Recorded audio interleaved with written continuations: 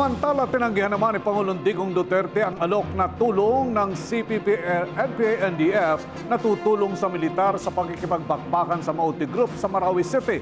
Bakit kaya tinanggihan ito ng Pangulo? Alamin sa ating report.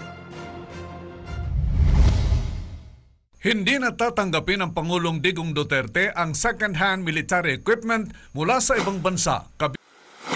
Tinanggihan naman ni Pangulong Digong Duterte ang alok na tulong ng CPP-NPA-NDF na tutulong sa militar sa pakikipagbakbakan sa Maute Group sa Marawi City. Sa kanyang talumpati sa 102nd Infantry Brigade sa Zamboanga, Sibugay kagabi, sinabi ng Pangulo na hindi siya papayag na makasama ng pwersa ng gobyerno ang NPA sa pakikipaglaban sa mga terorista hanggat hindi ito lumalagda sa isang commitment para sa peace agreement. Bukod dito, sinabi ni Duterte na papayag lamang siyang ipagpatuloy ang peace talks kung magdideklara ito ng unilateral ceasefire sa gobyerno.